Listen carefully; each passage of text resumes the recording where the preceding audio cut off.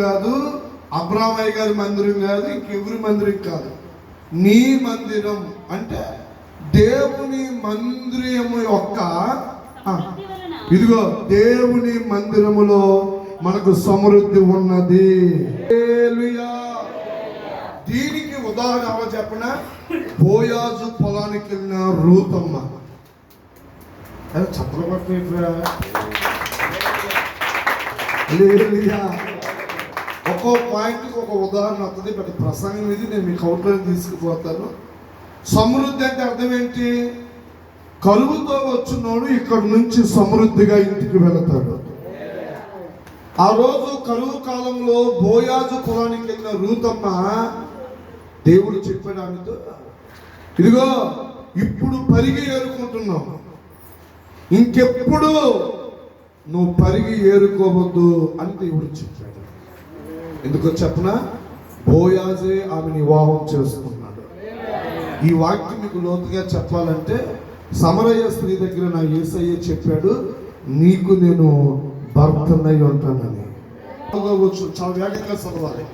65వ కీర్తన. అమ్మా, నీ ఆవరణములోకి నీవు ఏర్పరచుకొనిన నీ పరిశుద్ధ ఆలయము చేత నీ మందిరములో ఇదిగో మేలు చేత తృప్తి పొందుతున్నాం. చప్పట్లు పట్టుకుని ఒకసారి. అరే నేను అంటున్నాను, నీ వాక్యం చదువుతుంది. సారీ, అరే అనే మాట ఆయన బట్టి వచ్చింది, మిమ్మల్ని నేనేమో అనుకోలేదు. మీరు అంటారు మందిరం బయటింటే ఉపయోగం లేదబ్బాయి. మీరు పదాలు గమనించాలి. దేవుడు ఏర్పరచుకున్న స్థలములో మీరు ఉండాలి. ఏమండి, లోపలుంటే మేలా బయట ఉంటే మేలా? జాషువా గారు మనం ఏమంటున్నాం, ఇది పరిశుద్ధమైనది కానీ గేటు బయట మాత్రం పరిశుద్ధమైనది. అక్కడ ఎన్నో సంవత్సరాలుగా అనాబేడా కోసం ఆశిస్తున్నాడు. ఆ ఆదివారం కూడా ఈ ఆదివారం లాగా అనుకున్నాడు. ఏమన్నా చెప్పనా, ఈయన పాస్టర్ జుబ్బాయి మెరిసిపోతుంది, లాల్చి మెరిసిపోతుంది, ఇవాళ పెద్ద కాగితం ఖచ్చితంగా పడుతుంటున్నాడు వాడు. అది చెప్పడం లేదు, చేత పైకెత్తాలి మీరు, చప్పలు కొట్టాలి దగ్గరగా వస్తారు. అక్కడ జరిగిన సంగతి ఏంటంటే మార్చేశాడు. హల్లెలూయా. ఈ రాత్రి వాక్యం వింటున్న సంగమా, మందిరానికి బయట ఉంటే నీకు ఉపయోగం లేదు. ఈరోజు చాలా మంది చెప్తారు, మూత బరులు మేము రాము, మేలు చేయొచ్చుగా. ఉపయోగం ఉన్నది. ఆది ఖండంలో ఉంటుంది, ఆశీర్వదించబడిన వాడా నువ్వు లోపలికి రమ్ము. లేవియా బయట నిలువ నేల. కొంతమంది సెక్యూరిటీ వెళ్ళుకుంటారు. వేగంగా చదవాలి. యెహోవా మందిరమునకు వెళ్ళుదమని జనులు నాతో అనినప్పుడు అది చెప్పండి బిగ్గరగా. ఇప్పుడు ఎవరో చెప్పండి, మూడో పర్సన్. నీకు అవకాశం నేర్చుకోవాలి. దేవుడి మందిరమునకు వచ్చి సంతోషించిన వ్యక్తి ఎవరో చెప్పాలి. లేక దేవుని చేర్చుకొని సంతోషం సంపాదించిన ఎవరో చెప్పండి. రెండు చెబుతున్నారు. మందిరానికి వచ్చినా సంతోషంగా ఉంటావు, దేవుని చేర్చుకున్నా సంతోషంగా. అది కావాలి నాకు. ఏ జక్కయ్య? వీడికి డబ్బు ఉంది, వడ్డీ వ్యాపారి, చక్కెర వడ్డీ వేస్తాడు. వీడి పేరు 3 మార్లు చెప్పండి. పైన సన్నాసి లేదు కానీ అన్నీ ఉన్నాయి, కానీ తన ఇంట్లో ఏం లేదు. ఈ సంతోషము నీకు కావలెనా? ఈ సంతోషము నీకు కావలెనా? సంతోషమే పాడాలి. సంతోషమే సమాధానమే. చదవకుండా ఎంతమంది ఉంటే 93వ కీర్తన 5వ వచనం చదవాలి. లేదా పేరు దగ్గర, నీ శాసనములు ఎన్నడూను తప్పిపోవు, యెహోవా ఎన్నటెన్నటికి. హల్లెలూయా. ఎవరో చెప్పారు కదా, మందిరములో పరిశుద్ధాత్మ శక్తి ఉన్నది. ఇప్పుడు వెనక్కి వచ్చి ఒక మాట చెబుతా. ఎన్నో సంవత్సరాలుగా కుంటి భిక్షగాడిగా దేహి అని అనుకుంటున్న వాడికి ఏ శక్తి వాడిని బాగు చేసింది? పరిశుద్ధాత్మ శక్తి. మన మందిరములో ఆరాధన చేసినప్పుడు ఎంతమందికి దేవుడు కార్యం చేశాడు. ఇప్పుడు ఇక్కడ వచ్చినాక అసలు ఆరాధన మిస్ అయిపోతున్నాం.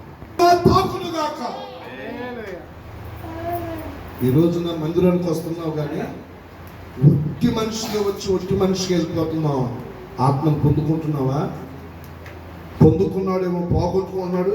ఇక లేనోడు పాటతో సరిపెట్టుకుంటున్నాడు, ప్రార్థనతో సరిపెట్టుకున్నాడు, డైలాగ్ అయితే నేను వెళ్ళిపోతున్నాడు. కానీ నేనేం చెప్తున్నానంటే, వాక్యం ఏం చెప్తుందంటే మాట్లాడాలా, ఆత్మదేవుడు తాకాలా. ఆత్మదేవుడు తాకితే ఇదిగో వాడు ఎగిరి గంతులేస్తాడంట. భిక్షగాడిగా దేహి అని అనుకున్నవాడు ఆ మందిరంలో అందరితో ఆరాధన చేస్తుంటే వాడికి పట్టిన సేద మంటలు వదిలిపోయి గంతులేస్తూ ఇంటికి వెళ్తున్నాడు. ఆ కార్యము చేసింది పాస్టర్ గారు కాదు, ఆ మందిరములో మేలుకున్న పరిశుద్ధాత్మ దేవుడు. ఈ రాత్రి నీకు కనబడుతున్న సువార్తలో చెప్పన, ఒట్టిగా వచ్చి ఒట్టిగా వెళ్ళిపోమాక స్వరమిప్పి అడుగు, నాకు నీ ఆత్మ కావాలి అయ్యాలి. 2వ సమూయేలు 22:7. 2వ సమూయేలు 22వ అధ్యాయం 7వ వచనం చదివితే ముందుకు. అమ్మా, ఇదిగో నాకు శ్రమలు కలిగినప్పుడు నేను యెహోవాకు మొర్రపెట్టి తిని, నా దేవునికి ప్రార్థన చేసి తిని, ఆయన తన ఆలయములో ఇప్పుడు చెప్పలగొట్టండి, దగ్గరకు వస్తారు. హల్లెలూయా. ఇదిగో శుక్రవారం రమ్మని నా కోసం కాదని ఆయన పాదాలు పట్టుకునే ప్రతి ఒక్కరి ప్రార్థనకు నా యేసయ్య జవాబిచ్చువాడై ఉన్నాడు. మందిరంలో ఉండి ప్రార్థన చేస్తే కార్యం జరుగుద్దా? ఇంట్లో ఉండి వెళితే కార్యం జరుగుద్ది. చాలా చెప్పం ఏదో మాట గట్టిగా. ఈ వైజాగ్ మన ఎక్కడ కొత్త అసలు మందిరం విడిచిపెట్టి కోడి వంక కోడి పెట్ట. ఈరోజు కీర్తన చదివారు కదా, ఒక మాట ఉంటుంది, దేవుడు తన పరిశుద్ధ ఆలయములో. మన ఇంట్లో అలా ఉంటాడండి, నేను ఇంట్లో చేసుకున్నానుగా. అదే ఇంట్లో చేసుకునే ప్రార్థన వ్యక్తిగత ప్రార్థన, మందిరంకి వచ్చి చేసుకునే ప్రార్థన ఆకాశము నా సింహాసనము, భూమి. ఈ ఫీలింగ్ నీకు రావాలండి. మందిరంలోకి వచ్చి ఏడుతున్నామంటే నేను నా దేవుని పాదాల దగ్గర కూర్చున్న నీకు ధైర్యం రావాలి. హల్లెలూయా. మరియా ఏం చేసింది చెప్పండి అమ్మా, మాట్లాడుతున్నాను. మరి ప్రార్థన అంటే ఏంటి? ఇంట్లో ఉండి చేస్తుందేదా? ఇలా అడుగుతాను, ఇంట్లో అన్నీ చేసుకుంటే వాటిలో పుట్టేనా తెలియదు, మనకు సమృద్ధి ఉందా? దేవుడు మందిరానికి రాక మేలు పొందుకుంటావా? ఇప్పుడు మీరు చెప్పాలా, వస్తే మేలా రాకపోతే మేలా? ఇప్పుడు నా కోసం రమ్మన్నా ఏమండి? మేలు జరగదు. ఇంట్లో కూర్చోమాక, కుంటి పెసులు వేసి వాయిదాలు వేయమాక. ఒక మాట చూడండి, 84వ కీర్తన ముందుకు వెళ్ళిపోదాం. 84వ కీర్తన కోరాహు కుమారుడు చదువుతున్న మాట 2వ వచనం చూడండి మీరు బాగా ఒకసారి. అమ్మా 84వ కీర్తన. యెహోవా మందిర ఆవరణములను చూడవలనని. ఏమ్మా, ఎప్పుడన్నా ఆశగా వచ్చావా నిరాశగా వచ్చావా? ఈ మధ్యన అంటున్నాడు, ఎందుకో ఆదివారం ఆగిపోతే బాగుంది అంటున్నా. కోసం మందిరానికి రావాలా, అయ్యగారి కోసం రావాలా? ఈ మధ్యన బాగా నేర్పారు, దుప్పటితే వర్తం. భోజనం కంటే ముందు నీ దృష్టిలో నేను అక్కడికి వెళ్తే చాలు దీవించబడతా, నేను అక్కడికి వెళ్తే చాలు మేలు పొందుకుంటా. హల్లెలూయా. వాళ్ళు అనుకున్నాడంట, ఒరే ఇది బయట వేయలేదు, లోపలికి వెళ్తే ఏమి ఇస్తాడో ఇంకా ఆశ చచ్చిపోలా అంటే సీక్రెట్కి చెప్తాడేమో అయ్యారు. లోపలికి రమ్మన్నాడంటే కథ మారుతా అనుకున్నాడు. లోపలికి వెళ్ళాక అంటున్నాడు, అది పిత్తల చూపులు ఇంకా బోలా, ఇస్తానని చెప్పాడు, ఏమి ఇస్తానని చెప్పాడు, చూస్తున్నాడు. అసలు ఆరాధన జరుగుతుంది. ఇదిగో నీకు ఇస్తుంది పరిశుద్ధాత్మ శక్తి. ఈ రాత్రి ఈ 4వ ఆదివారం సజీవు లెక్కలో ఉన్న దేవుని వాక్యం వింటున్న నీవు ఆసక్తిగా రావాలా, అనవసరంగా మందిరానికి రావాలా? ఒక వద్దే ఏంటట మరి మాట్లాడ వద్దే నేనేమోనమ్మా ఏసై చెప్తాను. అడుగు చెప్పండి దగ్గరకు వస్తాను. ఆమెకి ఆనందం ఉందా?